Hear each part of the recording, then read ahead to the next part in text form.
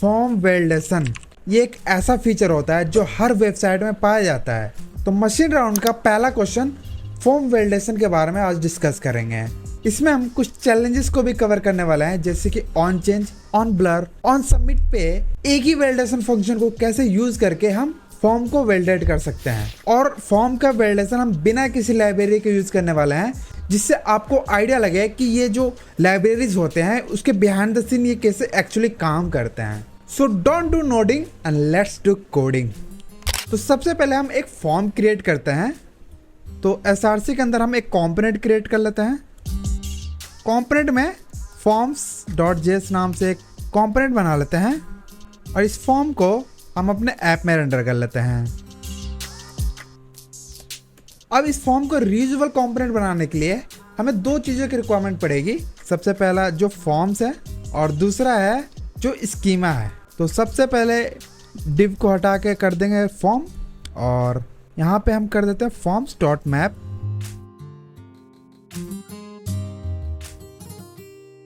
Form के अंदर हम लेने वाले हैं लेबल। इसमें एक इनपुट क्रिएट कर लेते हैं। इनपुट में एक आईडी ले लेते हैं। आईडी में form.id और नेम में रख लेते हैं form.name। अब ये ब्रेक हो रहा है, होने दो। अब यहाँ पे फॉर्म को क्रिएट करने के लिए हम एक कांस्टेंट फाइल बना लेते हैं। इस कांस्टेंट फाइल में जो जो फील्ड हमें चाहिए वो यहाँ पे हम डिफाइन कर लेते हैं। तो हमें चाहिए नेम, हमें चाहिए आईडी और लेबल, ठीक है। तो अभी हम आईडी पास कर लेते हैं, नेम, और label name, email, then password, उसके बाद कंफर्म पासवर्ड। अब इस फॉर्म को हम इंपोर्ट कर लेंगे अपने ऐप कंपोनेंट में और यहाँ से हम फॉर्म्स को पास कर लेते हैं। अब यहाँ पे हमारा फॉर्म रेंडर हो चुका है। अब इसको कर लेते हैं डायल। अभी हमारा फॉर्म रेडी हो चुका है। अब इसको इस तरीके से लिखने का फायदा ये हुआ, अगर हमें कुछ एडिशनल फील्ड ऐड करना हो तो हम यहाँ पे कोई भी चेंजेस करने की जरूरत नहीं है। हम सिंपली हम अपने कांस्टेंट फाइल में जाएंगे और यहाँ से कुछ भी हम ऐड कर सकेंगे। जैसे कि ईमेल के अलावा हमें अगर कोई और डेटा चाहिए तो यहाँ पे हमने एक आईडी दे देंगे, जैसे कि फ़ोन, इसमें डाल देंगे फ़ोन। तो यहाँ पे फ़ोन का फील्ड क्रिएट हो गया। तो इस तरीके से हम सिर्फ हमारे कॉन्फ़िगरेशन फाइल से ही इसको हम कुछ भी एक्सटेंड और डिलीट कर सकेंगे और इसके वजह से जो हमारा फॉर्म है वो स्केलेबल बन जाता है, ठीक है। फॉर्म को क्रिएट करने के बाद validate.js नाम के एक फाइल बना लेते हैं। इसमें हमारा सारा लॉजिक रहने वाला है, ठीक है। अब इस फाइल में हम validate स्कीमा क्रिएट कर लेते हैं। अब जिस भी आईडी से हमने फॉर्म क्रिएट कर रखा है उन सभी फील्ड की आईडी हम यहाँ पे मेंशन करेंगे एज ए की। जैसे कि इस नेम फील्ड के लिए नेम, ईमेल के लिए ईमेल, पासवर्ड के लिए पासवर्ड और कंफर्म पासवर्ड के लिए कंफर्म पासवर्ड, ठीक है। अब इसके वैलिडेशन के लिए कुछ कॉन्फ़िगरेशन ऐड कर लेंगे, जैसे कि अगर रिक्वायर्ड है ट्रू तो इसमें एरर दिखाना है, मैक्सिमम 50 कैरेक्टर का होना चाहिए। पैटर्न्स अगर इसमें सिर्फ टेक्स्ट ऐड कर सकते हैं, नो नंबर रिक्वायर्ड। और ईमेल में रिक्वायर्ड ट्रू रखना है। पैटर्न हमें ऐड करना है रेजेक्स का कि ये वैलिड ईमेल है या नहीं है। ऐसे ही पासवर्ड में कि रिक्वायर्ड होनी चाहिए, मिन लेंथ 8 होनी चाहिए। और इसमें अगर स्ट्रेंथ चेक करना है उसके लिए हम अपर केस, लोअर केस, एक डिजिट है, एक स्पेशल कैरेक्टर है। और कंफर्म पासवर्ड में रिक्वायर्ड ट्रू और मैच इस पासवर्ड फील्ड से मैच होना चाहिए, ठीक है। अब इसका यूज करके हम अपने वैलिडेशन फंक्शन को लिख लेंगे।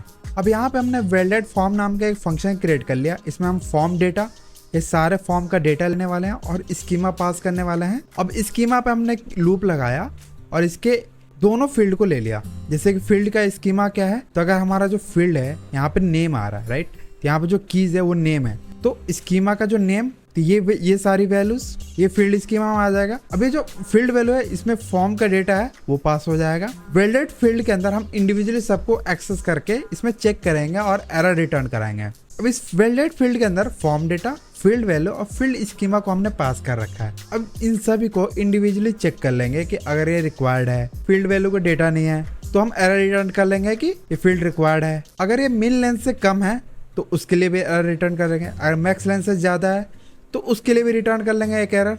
और हाँ, अगर हमने कोई पैटर्न पास कर रखा है उस रेजेक्ट से हम टेस्ट कर लेंगे अपने फील्ड वैल्यू को, क्या वो मैच कर रहा है। अगर मैच नहीं कर रहा है तो इनवैलिड फॉर्मेट को हम रिटर्न कर देंगे। पासवर्ड के लिए हम स्ट्रेंथ चेक कर रहे हैं, राइट। पासवर्ड स्ट्रेंथ चेक करने के लिए हमने एक और फंक्शन क्रिएट करेंगे। उससे पहले हम देखते हैं कि कंफर्म पासवर्ड के लिए क्या लिखने वाला है। कंफर्म पासवर्ड के लिए फॉर्म डेटा जिस भी फील्ड से हमें मैच कराना था, तो यहाँ पर हमने फील्ड डाल रखा है कि पासवर्ड वाले फील्ड से हमें मैच कराना है। तो पासवर्ड वाले फील्ड से हम मैच करा रहे हैं कि जो करंट वैल्यू है कंफर्म पासवर्ड का, अगर ये दोनों इक्वल नहीं है तो ये रिटर्न कर देगा एरर। अब यहाँ पे आता है इसके वैलिडेट पासवर्ड स्ट्रेंथ को। अब स्ट्रेंथ के लिए एक फंक्शन क्रिएट कर लेते हैं। अब वैलिडेट पासवर्ड स्ट्रेंथ फंक्शन के अंदर हम पासवर्ड ले रहे हैं और स्ट्रेंथ का जो स्कीमा है ये सारी वैल्यूज वो यहाँ पे हमने पास कर रखा है फील्ड स्कीमा डॉट स्ट्रेंथ। अब इसमें मल्टीपल एरर हो सकते हैं, उसके लिए हम यहाँ पे एरर्स को ब्लैंक ले लिया।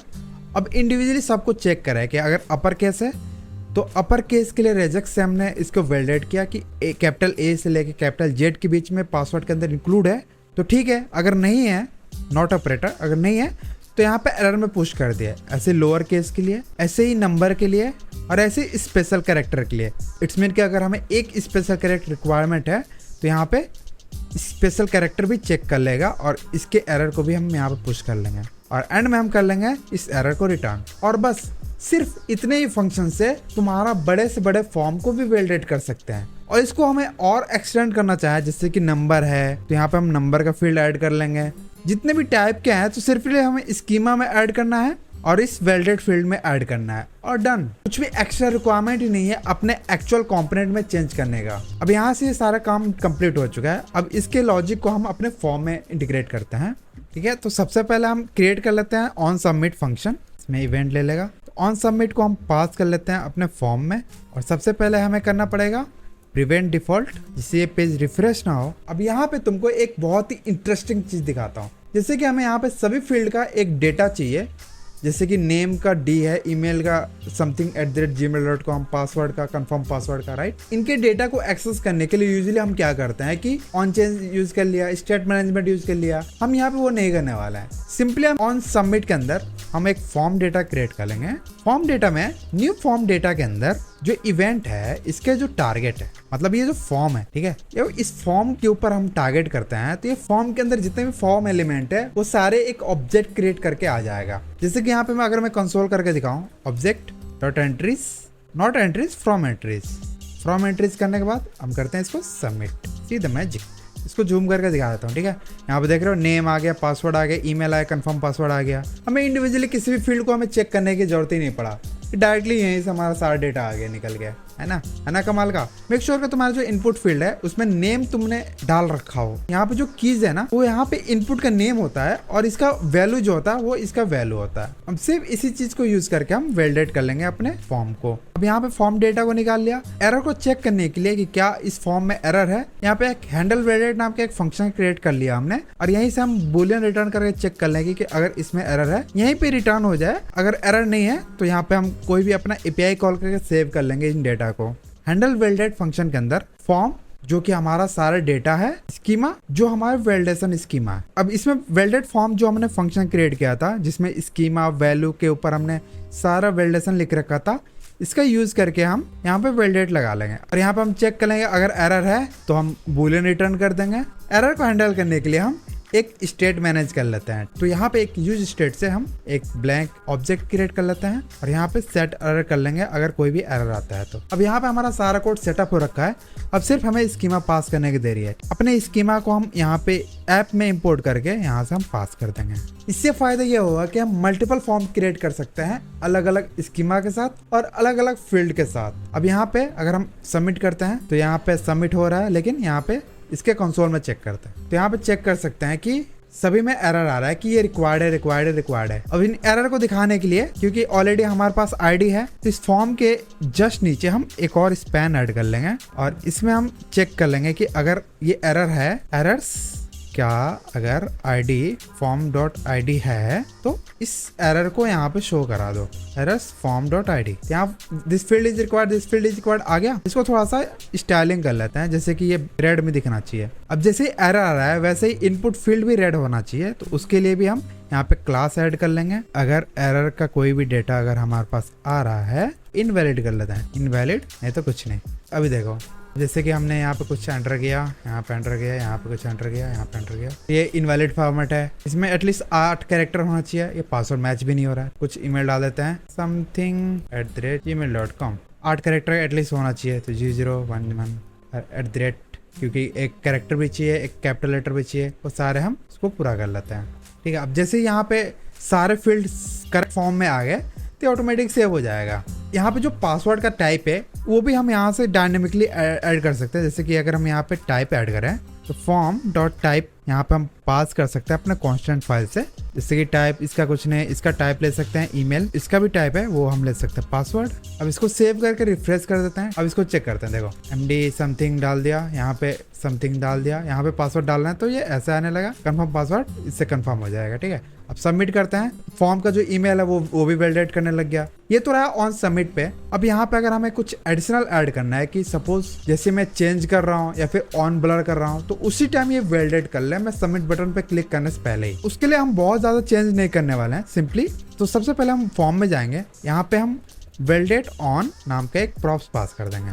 कोई भी टाइप के इवेंट हो सकता है, जैसे चेंज हो गया, ब्लर हो गया, सबमिट हो गया। अगर हम कुछ नहीं डालते हैं बाय डिफॉल्ट हम समझते हैं कि सबमिट पे ही वैलिडेशन ऐड करना है। अगर हम कोई भी वैल्यू डालेंगे तो यहाँ से हम चेक कर लेंगे। तो उसके लिए हम एक फंक्शन कर लेते हैं हैंडल वैलिडेट ऑन इवेंट। तो यहाँ पे इवेंट ले लेते हैं और यहाँ से इवेंट को हम चेक कर लेंगे कि इवेंट का जो टाइप है वो अगर वैलिडेट ऑन के इक्वल है, जैसे कि अगर ब्लर है तो इवेंट डॉट टाइप ब्लर होगा। अब इसके अंदर हम अपना लॉजिक लिख लेंगे सेम टू सेम। तो ऑब्जेक्ट क्रिएट कर लेंगे। सबसे पहले ऑब्जेक्ट का जो डेटा है उसके लिए हम क्रिएट कर लेंगे कि जो event dot target dot name है और event dot target dot value है।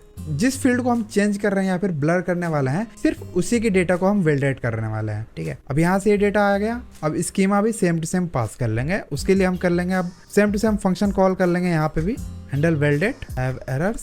ठीक है, हैंडल वैलिडेट के अंदर सबसे पहले आ गया ऑब्जेक्ट डेटा और स्कीमा में एक हमें फील्ड नेम चाहिए और उसका स्कीमा चाहिए। तो इसका जो फील्ड नेम है वो हो जाएगा same to same event dot target dot name. जो हमारे पास ऑलरेडी स्कीमा है सेम उसी को यूज करके सेम इसी को दोबारा से यूज कर लेंगे। अब यहाँ पे हमने 3 बार यूज कर लिया, इसी के लिए हमने एक अलग से वेरिएबल क्रिएट कर लेते हैं और इसको यूज कर लेते हैं तीनों जगह पे। जहाँ पे भी तुमको लगे कि रिपीट हो रहा है तो वहाँ पे रीयूज कर लो। अब यहाँ पे सेम टू सेम यही लॉजिक, अगर एरर है तो ठीक है, नहीं तो आगे बढ़ो।